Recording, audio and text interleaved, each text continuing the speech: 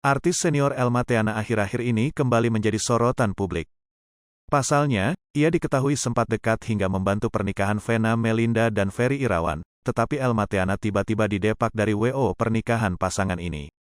Padahal di awal kedekatan, pasangan ini menyebut Elma Theana adalah orang yang berjasa karena kakak dari aktor Sony Septian inilah yang mengenalkan hingga menjodohkan keduanya.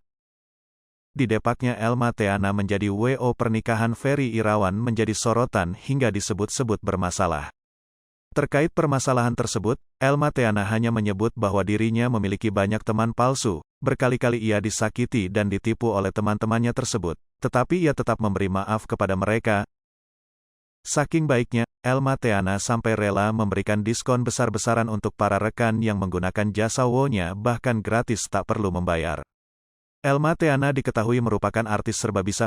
Perempuan berusia 45 tahun ini merupakan artis senior yang dulunya kerap kali terlihat menghias layar kaca lewat beberapa sinetron yang dibintanginya. Tak hanya sinetron saja, ia pun juga kerap terlihat mengisi peran dalam beberapa film Indonesia.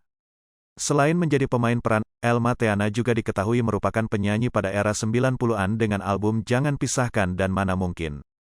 Ternyata di balik kesuksesannya sebagai artis tanah air, sosok Elma Theana sempat terjerumus dalam aliran sesat sampai dipaksa makan makanan jin.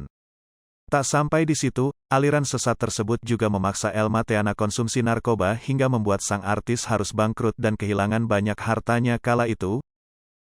Hal ini dilakukannya saat ia memilih berguru di Padepokan Brajamusti yang ada di kawasan Desa Sukamanah, Kecamatan Cisaat, Kabupaten Sukabumi, Provinsi Jawa Barat, di bawah bimbingan Gatot Brajamusti.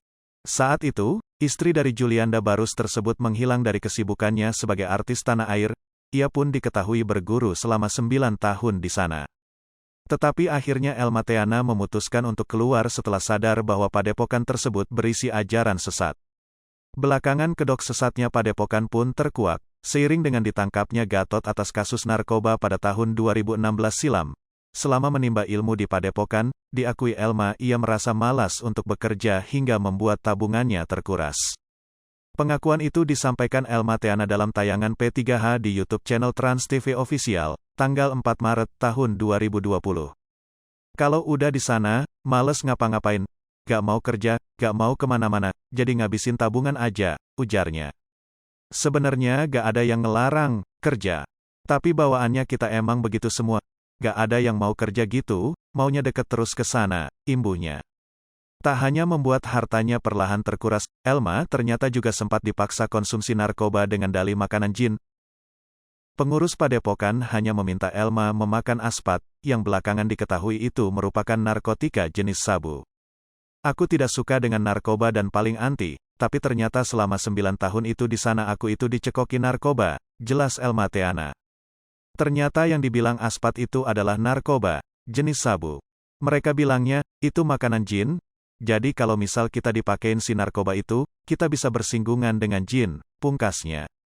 Hai pemirsa Sri Popo TV, jangan lupa komen, like, dan subscribe, serta tonton terus berita-berita terupdate lainnya ya.